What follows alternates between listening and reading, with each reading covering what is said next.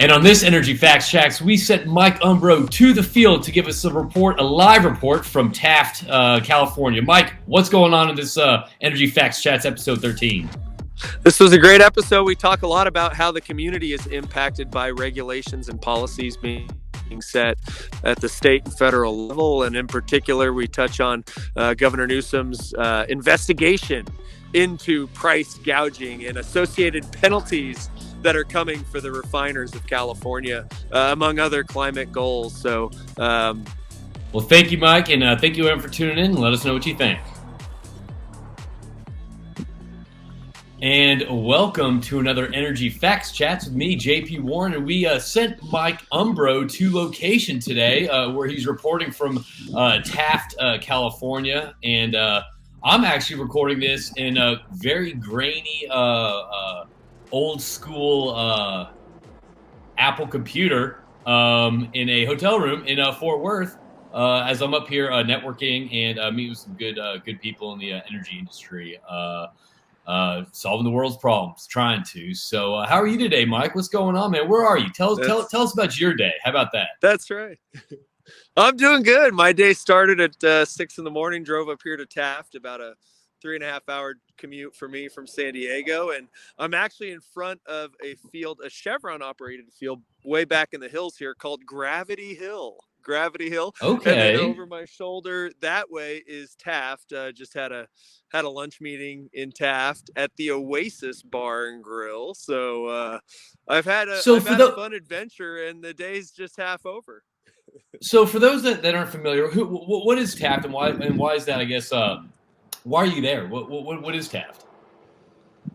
Yeah, so Taft is an oil town on the west side of the San Joaquin Valley. It's about an hour drive. Southwest of Bakersfield proper. So Taft is really a community that's built around the oil and gas industry. Oil and gas was discovered in these hills. You may be familiar with the Naval Petroleum Reserve, which is Elk Hills, that California Resources operates. That's back on the way into Taft. You've got the Midway Sunset oil field that kind of borders the San Joaquin Valley here. And Taft is really, like I said, it's an oil town. The cafes are built around the industry and servicing people that live here. People live here to work out in these oil fields.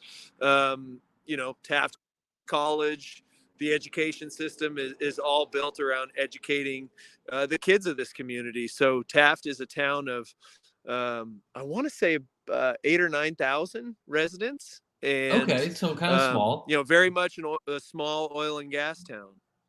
Okay, all right. So there's a lot going on right now, and that we could talk about. And I'm not sure how long we're going to talk, because you are on location, as we say, covering us from the streets of what's happening in on the forefront of the energy situation going on right now in California. And recently, I guess this week, the politicians really took it to big oil, as they're deeming. Why don't you talk to us about that and kind of walk us through, I guess, what was actually passed and what that. Let's start off with that. Then let's get into kind of what that means. Yeah.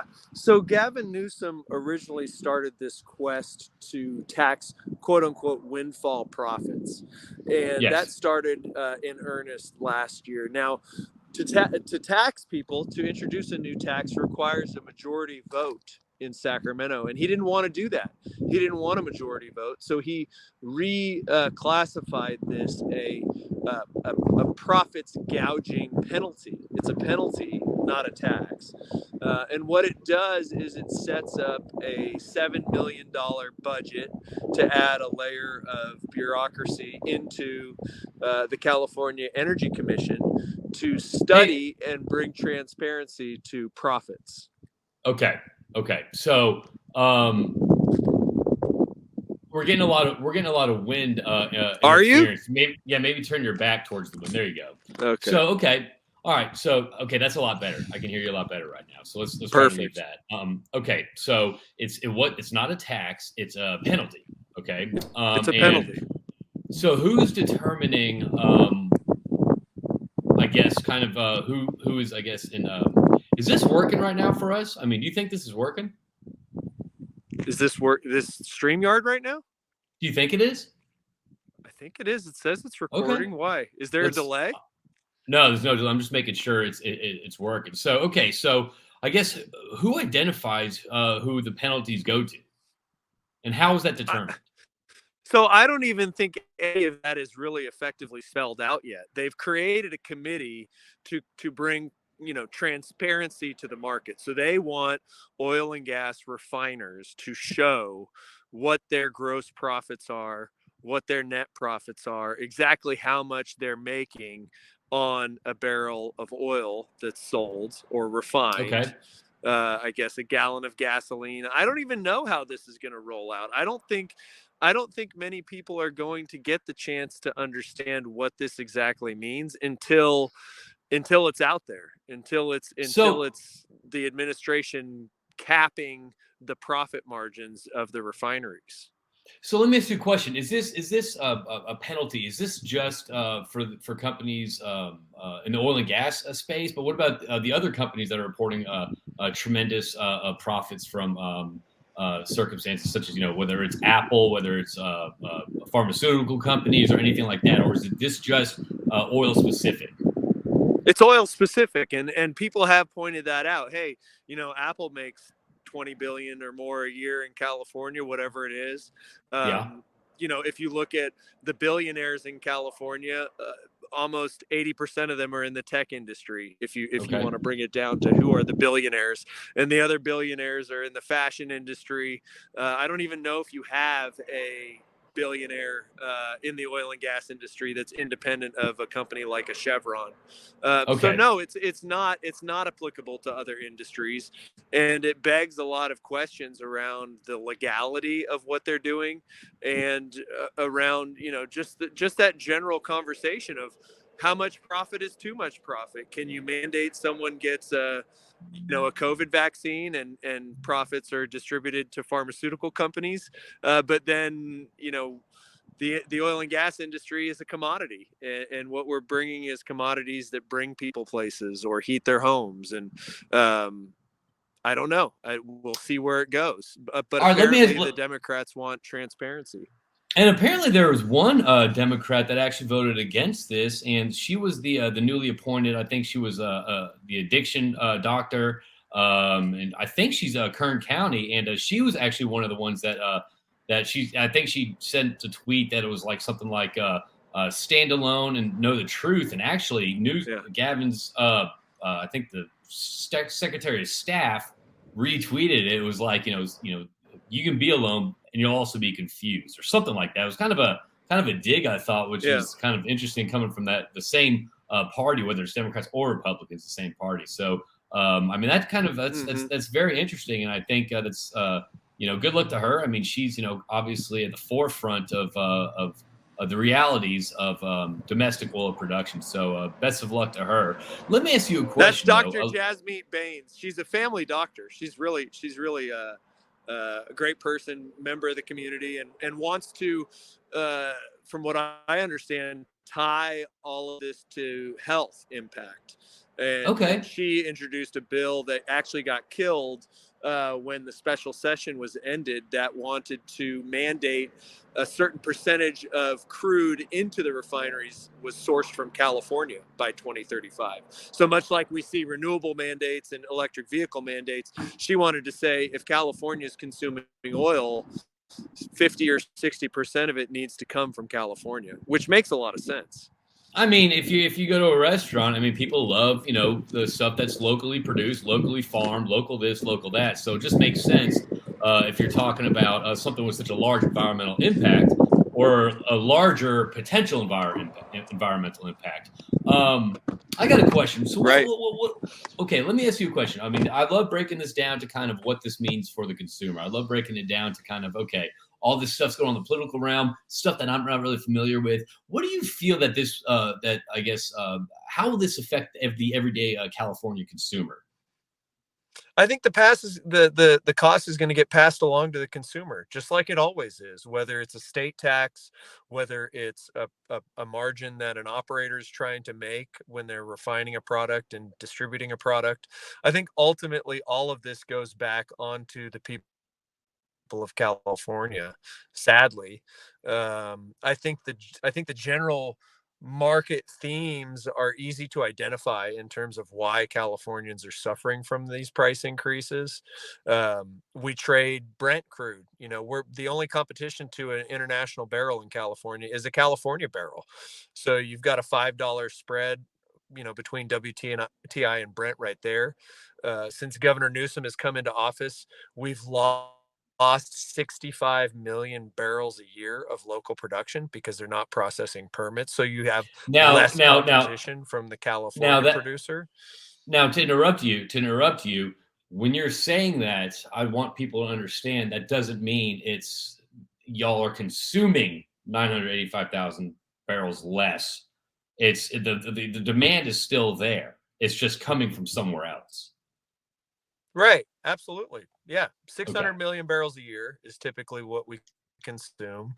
And we've lost, 65 million barrels a year of local production that is being replaced by South American production, heavy crude from Okay. South America, from the rainforest area, region, Okay, whatever. It's, it's, the point of this was to combat, there's I guess there's a lot of points to this, but the main thing is I guess what they're trying to what is being spun at is, hey, gas prices are way too high right now. They're way too high, and it's because of greedy oil companies. So we're gonna go after this price gouging penalty or whatever it's called.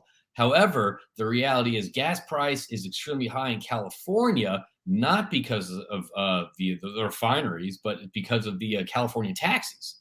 So, can you speak to that a little bit on why the taxes or on why gas prices are so extremely high in your state? mhm. Yeah, I believe our state excise tax, I believe, is 34 cents a gallon, which is the highest And, state excise tax in the and what's it country. what's it what's it on average? Do you know? Do you know by any chance about? No, but I've seen some states have a couple pennies. You know, it can be way Okay, less and it can be a lot more. Um, but in addition to that, we get hit with like 25 to 30 cents a gallon for climate programs, which is cap and trade and low carbon fuel standard. There's storage fees. There's other road taxes, state taxes. It adds up to about a buck 19 a gallon okay, is what it okay. adds up to in California. And other states, you might have, um, you know, 20 cents. It's significant. You know, Can California is you about a dollar a gallon over what you're going to see anywhere else in the country. Okay, something that I guess I'm still kind of not really familiar with, or it's been explained to me countless number of times in the past, and I still don't comprehend it. And let me kind of, I guess, talk my way through this question. So California wants to be the big goal, the big pledge that Gavin Newsom is saying is that we're going to be carbon neutral by 2040. Okay. Now, what that means is not that there's going to be no carbon produced or anything like that in the state of California. However, it's offset, so they're purchasing carbon offsets from somewhere else. So it's kind of virtue signaling.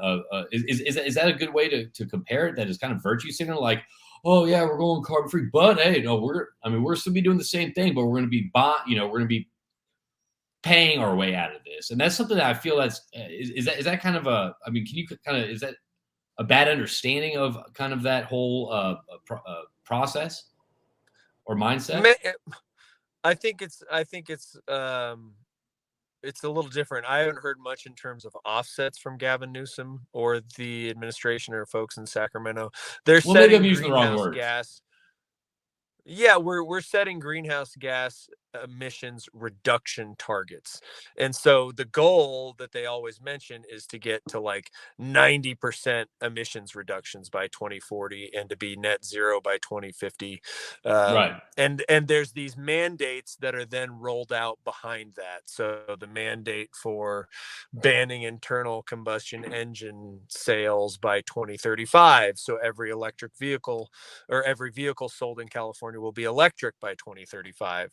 Things like that. Those mandates are being made via executive order to support the broader emissions reductions goals and the goals Okay. to basically electrify transportation entirely and decarbonize the electricity grid. So it's kind of a two-pronged, massive two-pronged approach, because on the liquid fuel side, you're trying to cut out 600 million barrels a year of crude oil.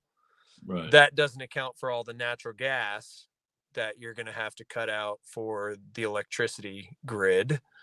So it's a big, and by the way, you're electrifying everything, so you're ramping up the load that you need on the grid. So I, it's I, none of this is well thought out. So I saw something interesting today that now they're it was an article now that now people are recommending people not to charge their cars at night. However, Right. they're encouraging people to charge it in public spaces during the day or while at work. And I was thinking about that, and there's going to be some changes, some lessons learned, some whatever this shift to electrify everything. um I'm trying to think about what that's like for the average person. Let's say all ICE vehicles you can't sell, you have to get an electric vehicle and all, which is a lot of cash. um and then you can't charge it when you want to. It's kind of it's being recommended now, but if the grid can't handle that capacity, it can't handle that capacity. So recommendations turn into requirements, right? um Right. that I mean, for me as kind of one of those people that kind of looks at the glass, sometimes half full, sometimes half empty. I'm thinking as a common consumer, if I can't charge my car at night when it's parked in the car, when it's idle, when I'm not using it or anything like that, but I have to charge it in public spaces, which takes what 20 to 40 minutes to charge to get a certain thing. At And look, I'm all least. for yeah, I'm all for EVs. I think short term, for going short distances and all that stuff, I dig them. I think they're cool cars. However, when it comes to I guess the time freedom, or the freedom of my time to charge a car or charge my vehicle that I purchased when I want to charge it, especially when I'm paying for electricity, and it being kind of curtailed or limited that I charge when I can charge when I want to, I just think that is going to create certain headaches and also frustrations, kind of maybe lead to anger when it comes to the common, the people of California being told when they can and when they can't, I guess, plug in certain devices in their homes because the grid might not be able to Yeah. handle it. Yeah, I think you're referencing, I think it was a Stanford study. Yeah, And it makes sense because at night you don't really have any other renewable source other than wind or or hydroelectricity, or if you want to but count that's still nuclear. But that's it's still a small. Yeah, 70% natural gas. Yeah. right. You're powering your vehicle on natural gas. And so I think, I haven't read the study yet, but I'm sure it probably talked about, hey, what's the actual carbon footprint and emissions profile of these EVs if you're just recharging it with natural gas or, coal generated imports from other states into California. And the answer would be pretty easy to find out. It's not better for the environment to be charging during the evening hours. And then, yeah, to your point, how do people get around and go to their job? And you look at the strip malls where people might work in different businesses, making sandwiches, making coffees, do whatever they do as a profession. Um, Yeah. yeah, you're going to have to charge when you get there. Is that the selling point? And then the cost of these vehicles is over $60,000 on average, and then auto loans are now 6 to 7%.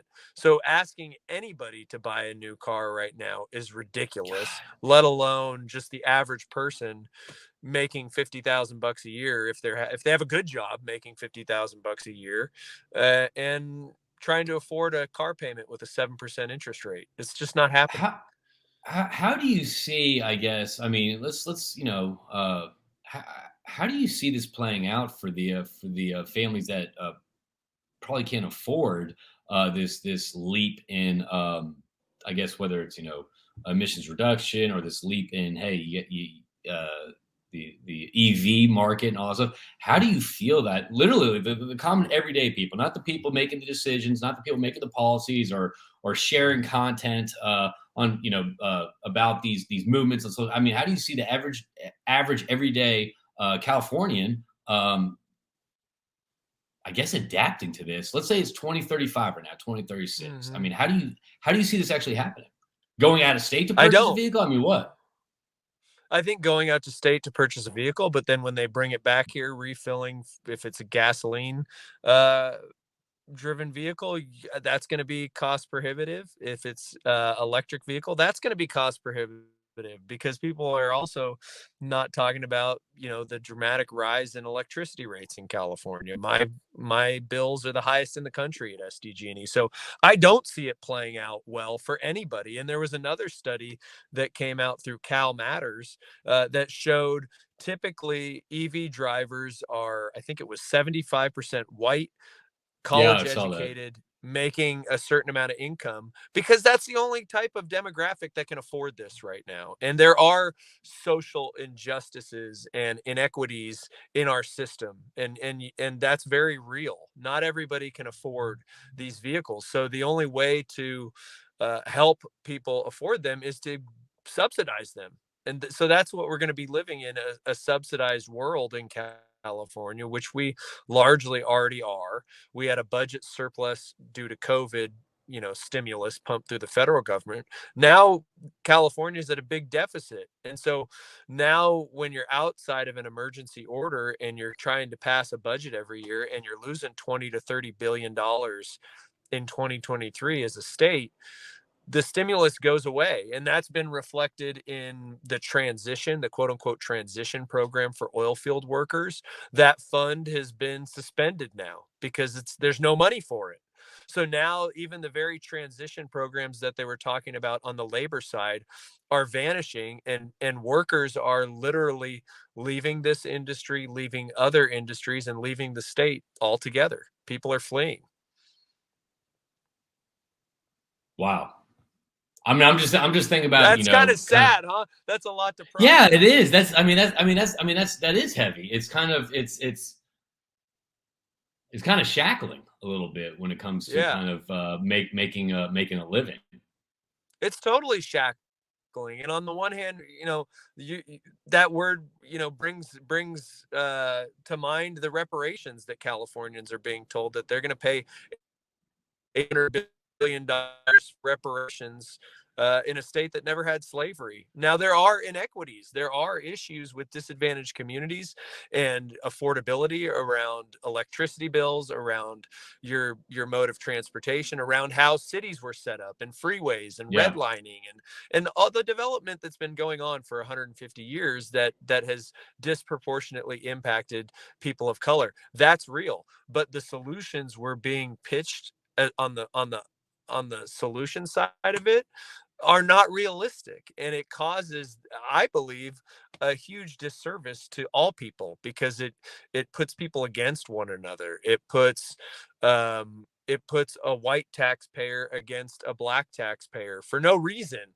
whatsoever, instead of coming together for solutions that can build our communities up, bringing it back to a place like Taft, saying, hey, the oil field employs over 60% Hispanic workers. Yeah. I That is saw a that. I saw that huge infograph. Yeah. benefit, and that's real. And so the industry, I feel like maybe it's hard for some people to talk about race and equity and earnings. It's not for me. If you know the data, if you know that your industry is something that you can be proud of, that people can earn $123,000 a year on average with no high school diploma and be whatever skin color they need to be, or be whatever gender you want them to be, it doesn't matter. This Education level, gender, skin color, it doesn't matter where you fall We on that. hire It's anybody.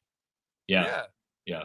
Yeah. Yeah, and a lot of that, and that maybe to kind of bring it full circle on the point about what's happening in Sacramento with a lot of these initiatives, a lot of that is just ignored. And it's, well, the oil industry is only big oil. No, it's not. It's No, it's not. thousands of service companies, of people that work at diners and cafes and Yeah. church pastors and school teachers and firefighters and everybody that gets tax revenue from property taxes paid by people producing oil. It's a You know that total I mean it's a that's total lie. that is a great point. I mean, it's so easy to pin first off pin a problem and blame either a corporation or a group of people or a different political party. It's so easy to do that. It's so easy to paint the opponent, the whatever it is, even though the oil industry is not the opponent in anything. I mean, all you're trying to do is produce local and keep people employed. That way, we're not importing foreign barrels of oil from nations that really don't give a shit about any Right. ESG or the environment. So um, whenever I guess it's the enemy is typecast as this big vague you know big oil this and that. You're right. It's not just a group of 17 executives sitting in ivory towers, in Belize, talking about how they're going to ruin the environment, take Hmm. over the world. It's the communities. It's people that Right. actually just try to, make a living, try to provide for their families, give back and hang out. And it's just like, you're right though. It's not just, the 17 executives sitting around. There's more to that. There's a lot more to that. Actually, the majority of people I've met in my 18-year career in the energy space has not been big oil.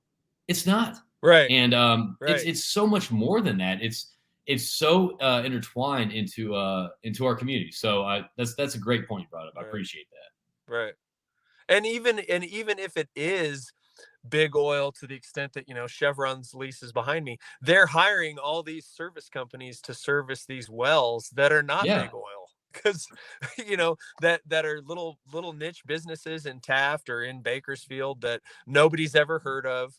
The people in California don't even know these communities exist, but they're big time contributors to these local regions and at the state level. Even at the yeah, state level, the oil and gas industry pays something like 22 billion in taxes at the state level. So it's a massive driver. But then what they do in Sacramento is they say, oh, well, that's only 2% of our total budget, so it's really not that much. And that, I think, that kind of thinking is just so pervasive throughout government, of like, oh, well, 22 it's billion sounds dismissive, like a lot. Yeah, but it's really not. it's Yeah, no big deal. We need to phase that out. We need to be done with that. And it's like, people are going to look up and say, well, no, we don't, because I can't afford the vehicles you're telling me to drive, and yeah. I don't want to pay more taxes for profit gouging or whatever we're investigating next. And I work at nights, and I want to charge my car at night, and I can't charge it at night because you're telling me I can't charge it at night. I mean, Right. it's just a lot. So let me ask you a question, kind of wrapping this up. We're coming up on 30 minutes. This is past and all that stuff. We're trying to expose energy realities versus energy expectations, and what's next? What can people do? How can people get involved? I mean, how should people speak about this with their local political leader? I mean, what can people do to, I guess, raise awareness about I guess the realities behind what's this really mean? I mean, he's pointing the finger at big oil. I don't feel like that's going to change the gas prices. I mean, No, it's all that not. state tax you're talking about, you drop that, that's going to reduce the gas prices. So what can people do to get, I guess, learn more, get involved, or just kind of take a stand and say something? Yeah, I think people in the industry need to do a better job of reaching out to people outside of the industry and welcoming them in. And we're trying to do that at Californians for Energy and Science, and having monthly meetings, and getting operators, service companies, neighbors together. But then that has to be taken out into the world. And sadly, I don't think that message is going to be communicated for us. Nobody in the mainstream media is going to support oil and gas independence or big oil, either or. I don't see it coming. So unfortunately, I think the only thing we can do is is prepare the information and the data and share the economic and environmental costs and benefits with Sacramento and also our neighbors. And unfortunately, I don't think it's going to change until people just downright cannot afford energy broadly, whether it's your house or to get anywhere. And that is going to be where we see, you know, the whole system get called into question. And I think it's going I to mean end that. up bringing the environmental movement back to, a halt. Well, that's definitely yeah. So things unfortunately things are going to have to get worse for the common uh, Californian citizen, or I mean, for things to maybe change in the right direction. That a pragmatic, realistic approach versus this virtue signaling that's constantly going on right now out of most politicians' mouth, but especially off the West Coast. Yeah, and I think it's coming to everybody. I think everybody needs to be awakened to what's happening with when we're debating if we can drill in Alaska at the federal level, when we're getting mad that the Biden administration had auctions in the Gulf of Mexico, which they have to do per the Inflation Reduction Act. I don't. These things shouldn't even be a debate anymore. We know that this great nation we live in requires a lot of energy for its people to maintain their freedom and mobility. So let's stop pretending like people are going to just sit at home and be happy, being immobile and cold in their house. Well, That's the not thing is though, that's it's not well, the thing is though, a the realistic converse, future. the the problem is the conversations need to change from this or that to this and that. I mean, that's the Yeah. reality. At the end of it, if you're watching this, the thing that you should walk away with is it should be this and that energy, not this or that, because that's just not real. I mean, it really isn't realistic. I mean, any articles, oh, this should do this or this could do this, the potential to do this, but the realities are not there. So it shouldn't be this energy source or that energy source. It should be this and that. So that's to me what you should we should begin to, I guess, reflect on as a society, as a country. I agree completely. I agree completely. And I think we'll get there. I just think it's sad because it has to be so polarized and Yeah. um yeah, it doesn't need to be that way. So I think that's the hopeful message is that we can start educating people to the point where they know the smart questions to ask, and then when they see things pop up on their voting on their ballot, they can make better decisions. Or even if it's one of those things where if something doesn't feel right, they can kind of dig into a little bit and kind of look at the data, look at this, look at that, and say, okay, well that's really the reason for these high prices, not the reason that that's kind of being shown all over my Twitter feed or whatever that is. So it's again just kind of Yeah. I guess having some critical thinking too. So, Mike, I want to thank you from reporting from the field. You got anything for us to leave us with? No, I'll step back out of my truck. It's quiet now. The wind was blowing, but it's a beautiful day out here in Taft, or outside of Taft, I should say. I think, I love supporting this community, and it's a big place, and there's a lot of places to produce energy responsibly. So let's just keep spreading that awareness. I dig it, man. Well, thank you, everyone, for tuning in to Energy Facts Chats, and we will see you soon. All right, let's do the summary now. I'm just gonna hand it over to you, okay?